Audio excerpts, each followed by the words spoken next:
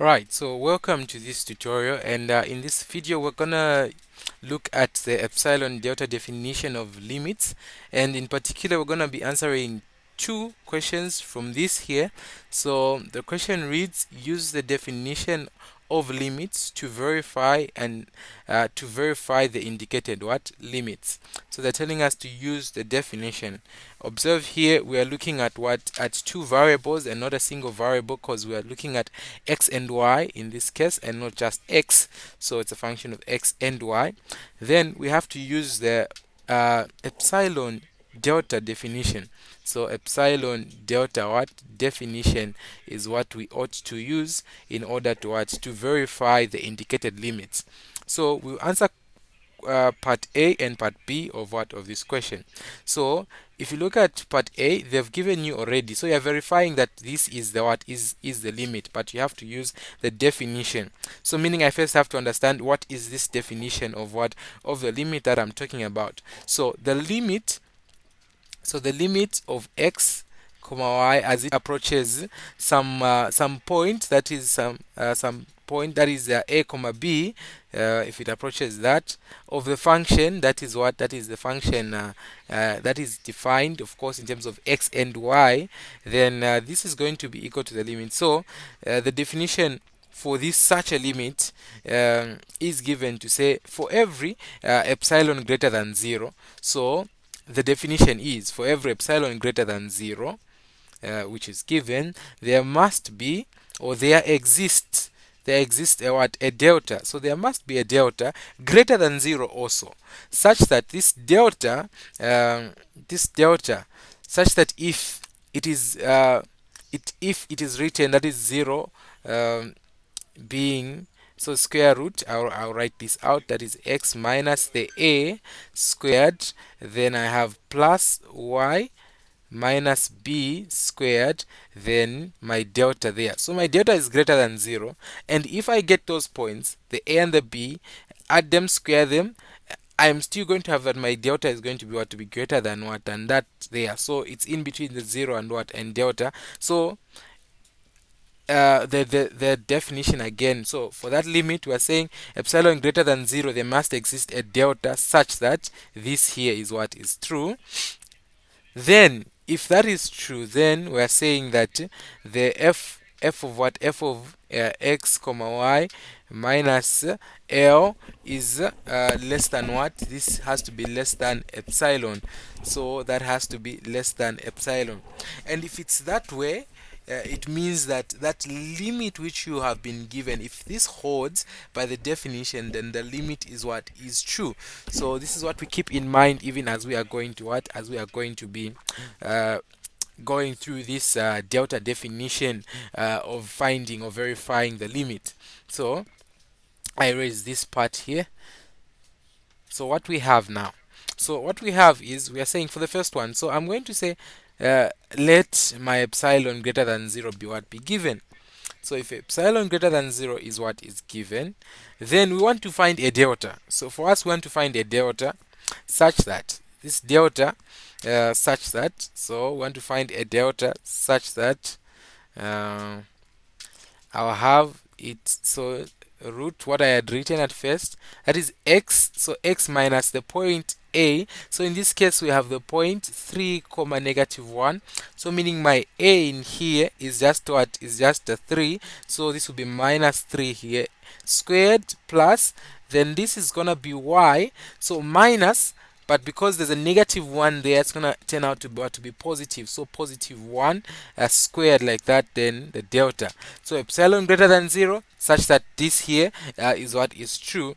Then now what we're saying, then I'll have that my function which is there, which is x minus y minus 7y, so x minus 7y, we're saying x minus 7y, then minus the limit, and the limit which is which is 10 here. So in the end we just have to end up with some epsilon. So you see, as we are going to be showing this, that we just need to verify that the delta we choose will work for our epsilon. So this here less than the epsilon from the definition. So nothing that I've done yet, just the definition. But I have to verify that this is true. So I get this same part here, this part I'm from writing, this part here, then I can simplify this here. So how can I simplify it?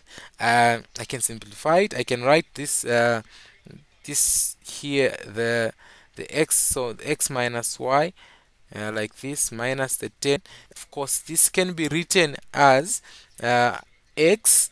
So I want to write it in such a way that I'm going to be seeing this here and that there. That's the way I want to write it. So I'll say minus the 7y, then minus 3 minus 7 multiplied by 1, like that, and I close there. And this here is just the same thing. I've just split my 10. So look at my 10. So this here, if I multiply by the negative 1, it becomes positive 7. Then I add plus that 3 that gives me the 10. Then I get this negative here, which is just that part there. So I've done nothing to it. I've just manipulated it in such a way that I want it to kind of look like these parts here that are there. So next, meaning from here, obviously you can see that you can get the x minus 3, because when this multiplies with a negative, it becomes x minus the 3. So I get this here to be x minus what? Minus the 3 there. So x minus 3, then let me put this in the bracket like that, then minus, so you see the negative multiplies with that there. This is going to become, so at first you see that this here becomes positive, but then multiplying that negative still gives us a negative. So then, and I have the negative 7 there, so I can factor out a negative 7. So factoring out a negative 7, so factoring out a negative 7. So in short, what I'm saying is this: you are going to have negative y, you multiply that there, you have negative 7. So then we factor out this, factor out the negative 7, then we'll have that this is going to be y plus 1. So y plus 1, then I close this, then like that. So now I have something now that looks similar to what I have here. So I see that I can see the x plus 1, then I can see the x minus the 1 there. Now I simplify here. I'm just going to use what we call triangular inequality. So the triangular inequality, and of course I'm going to use the fact that I know that if I have a value u, let's say u is the modulus of that is going to be less than me having to say I have u, I square the u, then I add another value, then I take the root. We see that that one there, the u is going to be what? Smaller. So I use this fact there. Then also I use the triangular inequality. So the triangular inequality is going to allow me to actually uh, divide this, or to break this out. How? So you see that from there I can actually move and say, so let me write that again. So I have x minus the 3 minus the 7, then that is y plus 1, like that. Then now here, by the triangular inequality, I'm just going to have that this here is going to be less than or equal to, when I split it to say x minus 3 there, then I have plus. So of course I know that when I take the modulus of the negative, I'm just going to get a positive. So my 7 here is just going to come there. So 7y plus 1. So because of that modulus, it becomes what? It becomes a positive. So now this here is by the triangular inequality. So I can go further on and just say that this here is going to be so this here is going to be, that is x minus the 3, like that, then minus, not, okay, what am I writing? So x, so I write that nicely there. So that is going to be x minus the 3, like that. Then I'm going to factor, I can move that what? That 7 outside there. So I have the 7, since the modulus of that 7, when I take the what, is still going to give me 7. It's going to give me a positive number. So I get 7 plus the 1 there. Then I get it like this. So this is by the triangular inequality. Now, I'm going to use this fact here that I had mentioned earlier, this fact here, to say that the modulus of that is less than u squared plus v squared. So now how am I going to use that? So I say, since I know from that fact that the modulus of x minus the 3, this here is going to be less than or equal to, if I get the first part there, which is just the x minus 3 squared, then I have what, plus the y plus 1, then what, squared. So I know that that is going to be less than that from that fact there. Then I also, meaning that I know that y plus 1, like that, this is going to be less than then this here, which is the x minus 3 squared plus then the y squared plus 1, then I square that, not the y, the y there doesn't have a square. Yeah, so this is just y plus 1, like that, then I square outside there, so this is just a plus. Okay, so this is what I'm gonna have now. From here, I notice that what we've just gotten here is what we're saying is what is the delta there. What we've gotten is what we're saying is the delta. So it means that this here is gonna be what, less than or equal to what, to the delta. Uh, Not equal to, but I say less than, just like that. So less than delta, because just less than there strictly, then less than what, the delta here also. So this is what I get. Now this fact here is gonna really help me. How? Because from where I ended here, I can see this, that the x minus 3 plus the 7y minus 3. So if I say that x minus 3 is less than this and is less than what, is less than that delta, what it implies that is that this part here can just be replaced with what, with a delta there. So this here could be what, the delta, because the equal to part applies, there's an equal to here, delta. So same with the other part there, I can replace what, that delta there. So what am I saying? So I erase this part here. Let me erase this part. I erase this part here. So after erasing this, then I'm just going to have that this here is just going to be, so I've erased that part there. Then I'm going to say, now my x minus the 3 here, we are saying that plus, of course, plus 7. I rewrite that there just to get it here, like that. This here is less than what? So the first part here, as we said, is less than delta. So that is delta. Then plus, I have a 7 here, so I write my 7. But also this the last part here, we said it is less than what, the delta. So this is gonna be my delta here. And this here, when I add the 2, I get 8 delta. So I get the 8 delta. This is what I get here. Now this is very good for me. So I erase this downward part here. So this then is going to mean, what is this then going to mean for us? So what we want now, what we want is that we want our 8 delta, our 8 delta, our delta 8 to be less than or equal to what, to epsilon. So remember we said at the end of it all, we just want to remain with that epsilon. So this is what we want. So meaning I have to choose my delta in such a way. So I choose my delta. So I choose my delta to be equal to epsilon over what? Over 8. So I choose my delta to be epsilon over what? Over 8. So choosing this now, meaning I'm going to use this delta here. So now what does this going to imply? So this means that I have the first, where I said the function minus the limit, which was just x minus 7y, then I have that minus what, minus the 10 is now less than, so now you see that when we expand this, so when we expanded this, or the way we had expanded this, we ended up with this thing here. But now this thing here, we've said that it is actually less than what, 8 delta. So meaning I can replace that there. So I can replace that here to say this here is going to be okay. This here is going to be, okay, I'll use the same color here. So it's going to be 8 delta, like that. So I get the 8 delta there.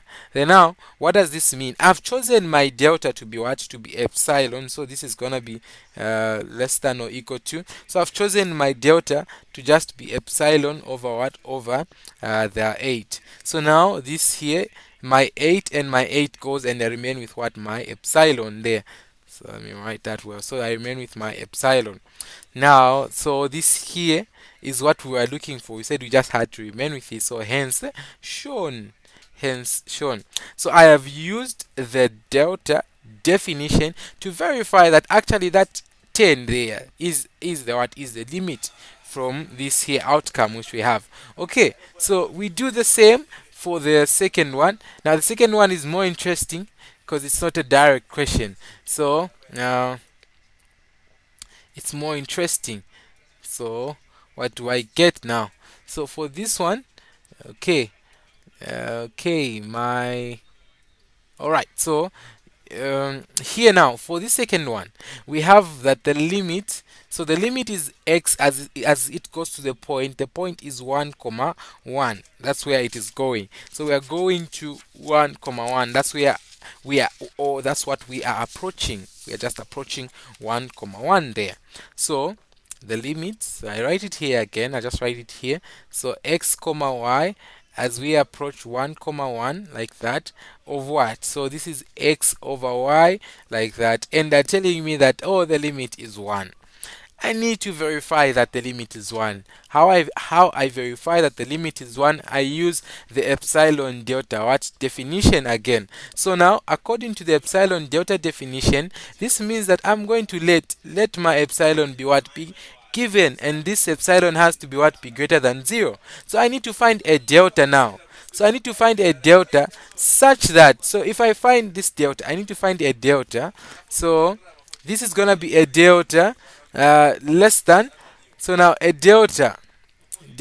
So I have x. So when I look at this now, so my x minus what I have to be my what? My a is just 1 there squared plus, then y, I have that y is just going to be minus the 1 what? Minus the 1 squared there. And I'm saying that this here is going to be what? Less than the delta. So this here, so I'm saying epsilon greater than 0 be given such that this here what we were just from writing is what is going to hold or is true. Then if it holds, then this then means that the modulus, this means, so I'm just using the definition, it means the modulus of my function. What's the function? The function is just x over y minus the limit. So the limit is what? Is 1. This here is going to be less than what? Less than my epsilon which I have been given, or epsilon which I presume I want or I have already. So this here less than what? Less than the delta.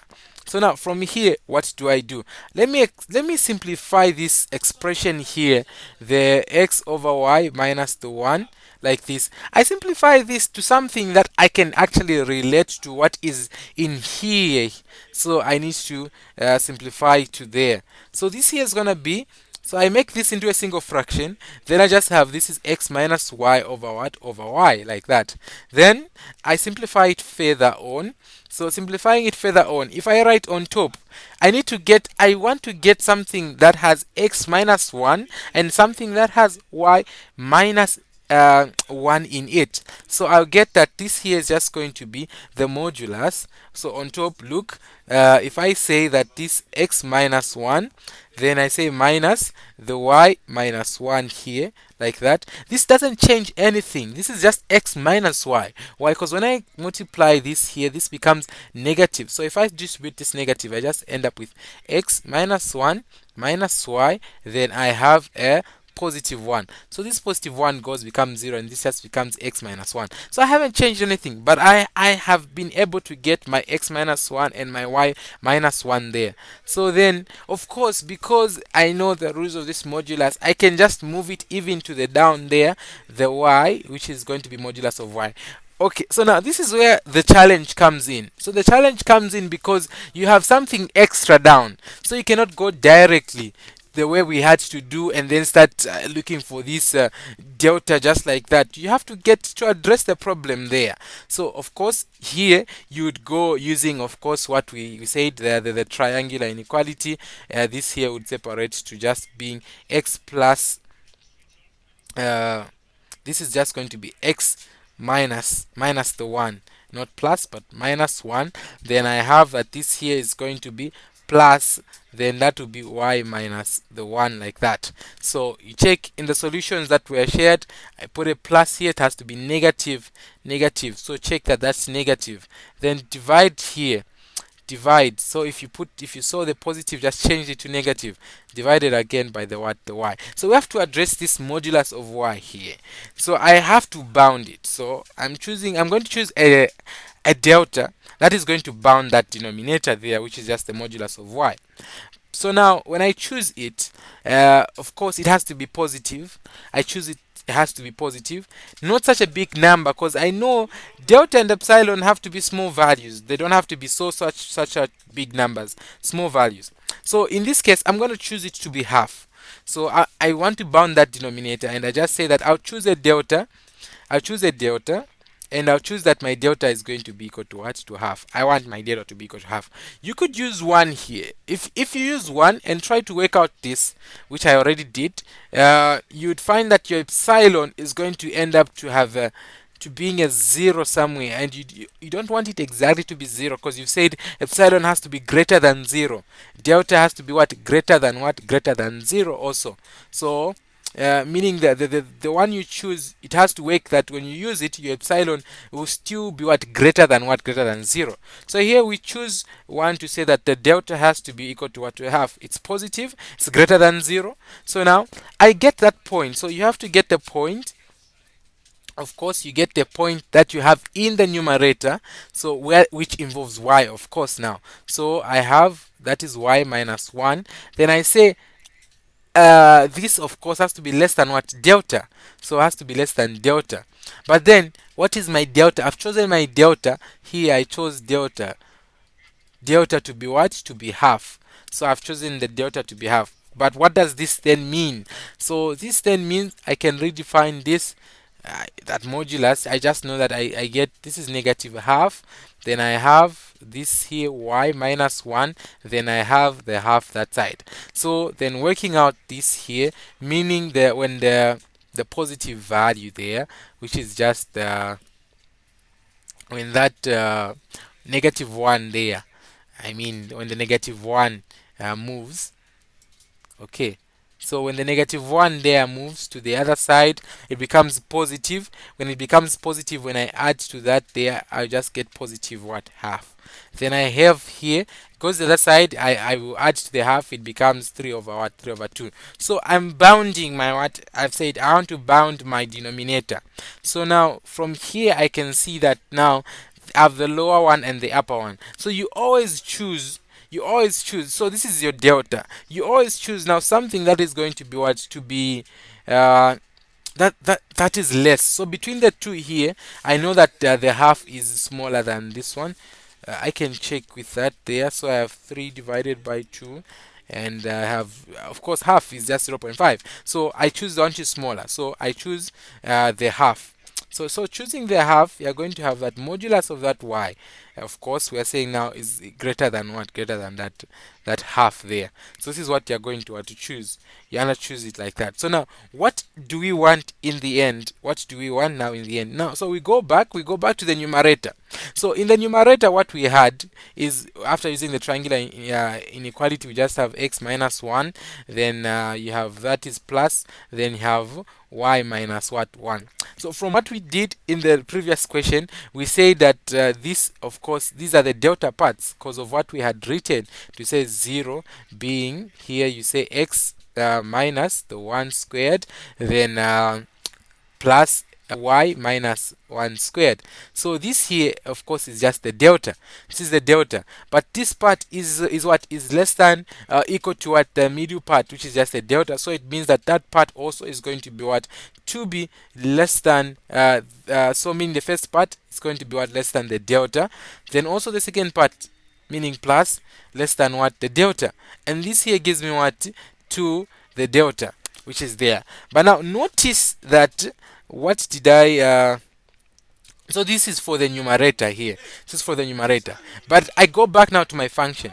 So my function is or what we said to the modulus, then the function x over y. So x over y, then we are saying this minus the 1. Then I say this less than. So less than what? In my numerator, we got that this is just 2 delta. But for the denominator, we found what? We found half. So I divide this by what? By half. there, because the y, we are bounding that y to find an epsilon for that y, so meaning that is half. And this here dividing, of course, you know that you're just gonna get 4 delta. So we get 4 delta. So now what do we want? What do we want here? What are we talking about? What do we want? So we want our delta. So we want our delta. So what we're saying is we want this 4 delta, this 4 delta to just be what? To be less than or what, or equal to the epsilon. Less than or what, equal to the epsilon. So now this would mean what? I need to choose. So from here I can choose my what, my delta to be equal to what, epsilon over what, over 4. Epsilon over 4. Now notice that at first we found a delta which was what, which was a half. So meaning that I'm going to have 2 of these, but of course you always choose the least one, the one which is the minimum. So meaning here you are going to have an option. We say therefore, so therefore this leads us to choosing that we must choose delta. So this means we must choose a delta which is the minimum between what, the half and this which we found here, epsilon over what, over 4. And depending on which one you choose, you see that this is going to what, this is what is going to what, to work to verify this what, this limit. So as we said from this part to say which followed up from the first one, of course, if we say this x y minus that here, so this here, we saw from this manipulation that it's just what, going to be less than this 4 delta, less than this 4 delta. So you see now that of course whatever 4 delta greater than 0, starting of course at 1. So if I start at 1 divided by 4, so it will depend which one is actually if, so if you're at 1, you know that 1 over 4. So if I'm at 1, meaning I have to choose between half and the 1 over 4. And I know that the 1 over 4 is the what, is the least one. So meaning that is going to be my what, my delta in that what, in that case. If it is the other way around, it becomes 2 there, you choose half, so it's going to be just half since you have no other option about from what, from half. So going like that until you see that okay, you start choosing half if it goes greater, going up to that way. But then remember, epsilon has to be what, has to be a very small number. So choosing 1 would have been good. Going up further, not so much. So this here then means that this is going to be less than or what, or equal to. So the 4, I chose my delta to be what, to be epsilon over what, over 4.